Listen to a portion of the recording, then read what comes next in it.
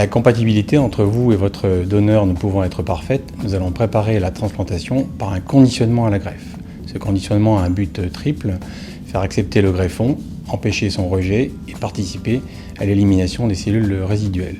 Plusieurs techniques sont envisageables pour la préparation à la greffe. Elles reposent sur une association de chimiothérapie, parfois de radiothérapie, parfois associée à des immunosuppresseurs.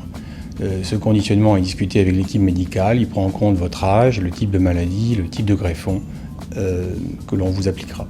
L'équipe médicale a choisi pour vous un conditionnement d'intensité intermédiaire. De quoi s'agit-il ?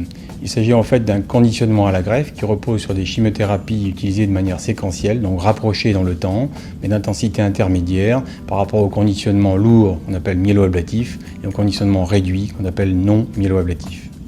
Ce traitement présente des effets secondaires éventuels qui compliquent la majorité des conditionnements à la transplantation, une chute des cheveux qu'on appelle une alopécie, une atteinte muqueuse, mucite, inflammation de la cavité buccale et des diarrhées par inflammation essentiellement colique, et puis une aplasie qui est rencontrée dans tous les conditionnements à la greffe et qui peut être de plus ou moins longue durée. L'aplasie est obligatoire mais temporaire après un conditionnement intermédiaire.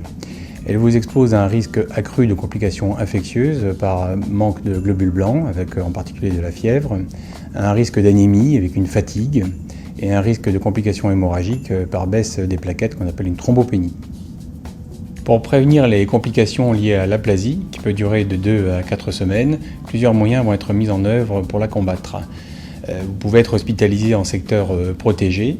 L'infection sera systématiquement traitée par antibiotiques, plusieurs lignes d'antibiothérapie, et ensuite vous serez systématiquement transfusé en globules rouges pour lutter contre l'anémie et en plaquettes pour lutter contre les problèmes hémorragiques éventuels.